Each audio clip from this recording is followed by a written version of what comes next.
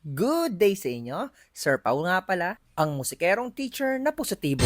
Pero ngayong araw na to, wala tayong i-vlog tungkol sa school at tungkol sa gig. For today's video guys, kakain tayo dito sa South, sa Biñan, Laguna. Dito sa tinatawag na Ningnangan. Tara dito sa loob, tignan natin mga pagkain. Nasabi ko na dati na marami talagang kainan dito sa South tulad nga nitong Ningnangan. At eto ang iba't ibang klaseng pagkain nila na talaga namang sulit na sulit, kompletong kompleto. May mga inihaw, may mga gulay, may mga karne, at may mga isda. Ayan oh, sobrang dami niyan guys. Ipapaluto mo na lang itong mga to. So mayroong mga sabaw, may mga inihaw, may mga prito, may mga sizzling, at may mga gisadong pagkain. At syempre hindi mawawala yung mga prutas dito. Mayroon din prutas guys. So ngayon pipili na kami ng aming ipapaluto tulad nito. Pwede nga pala kayong pumili. So ito ang sa amin, salmon belly at ulo ng belly. Crispy pata, yung pinakamaliit lang syempre. Yung kaya lang namin. Siyempre, hindi mawawala yung gulay yan. Pinili ko pakbet. At pampawala ng umay, hilaw ng mangga. At eto ang aming mga napiling pagkain na ipapaluto pa lang. Sige, habang naghihintay sa pinapaluto, eto, ganito kalawak ang ningnangan dito sa Biñan. Napakalaki guys, ang dami mong pwedeng maupuan. At self-service nga pala dito, ikaw kukuha ng mga plato mo, kutsara at iba pa. Pero sabi ng isang service crew kanina, siya na daw bahala dun sa iba. So napakabait ng mga crew dito. So ako na lang ang kumuha ng tubig namin, syempre. Ayan, nilagyan ko muna ng yelo.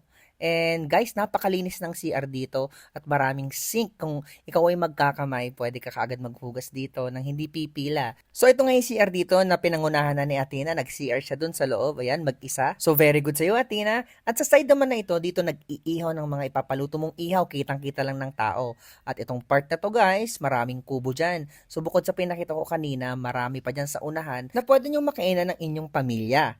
At ito nga pala, ang aming napiling kubo para kainan naming pamilya. So medyo mainit dito pero may electric pa naman. So okay lang yun at maaliwala sa paligid guys. By the way, favorite dito ni Athena dahil ilang beses na rin kami nakakain dito. It's a beautiful day. Dahil sa sobrang daming ng trabaho at pagod na naranasan namin ng mga ilang linggo, feeling namin ito ay aming reward at cheat day na naman tayo guys. So ito na nga, pinagsilbihan na tayo ni Kuya na dapat kami ang gagawa dahil self-service nga. By the way, marami silang branches guys. So ayan o, nandito nakalista lahat. So isa to sa kanilang mga display. At alam nyo ba, nakakatuwa guys oh? To God all be the glory. At ang music na naririnig ko dito ngayon guys ay worship din. Ang galing no? Then he said, "Do you go to school?" And then I said, "Yes." Look at that. It's an orange shirt.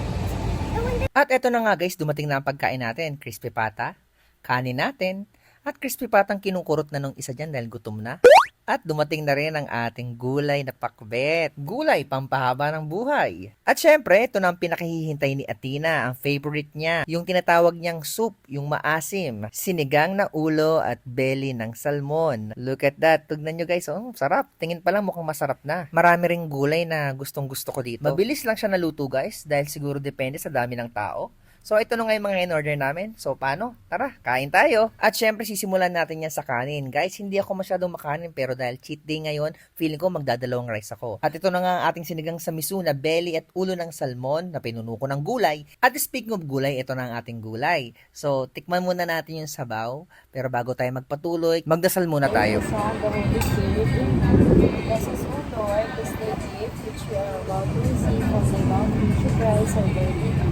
Mommy, I finally So tara na, simulan na natin sa crispy patang to. Hindi masyadong maalat at hindi rin masyadong matigas, tamang-tama lang. At syempre, banata natin yung mga favorite kong gulay tulad nito, ampalaya sa pakbet. Tama kayo guys, favorite ko yung ampalaya na yan dahil napakasustansya niyan at talagang nakakatulong sa akin lalo na't puyat ako lagi. At banatan din natin yung gulay dun sa sinigang. Eh napansin ko lang napakasariwa ng mga gulay nila dito guys. At syempre, gagawa tayo ng sausawan ko para dun sa salmon. Sili at kalamansi na may konting patis. Gulay ulit muna tayo guys, kalabasa naman ngayon. Dahil nagluluto tayo guys, alam ko masarap ang luto nila. So sige, kinakain ko na ang lahat dyan. Hindi talaga ako kumakain ng marami guys, pero dahil kasama ko ang pamilya ko, mas ginaganahan talaga akong kumain. Alam nyo ba na halos hindi na kami nagkikita-kita sa bahay? Kaya pag may chance na magkakasama kami, sinusulit ko talaga tulad nito. And natapos na tayo kumain guys, sulit na sulit. Ngayon naman subukan natin yung mangga.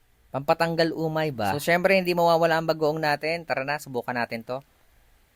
Sarap. na napakaasim.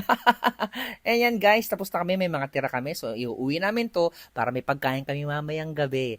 So, that's all guys. Maraming salamat. To God, all be the glory.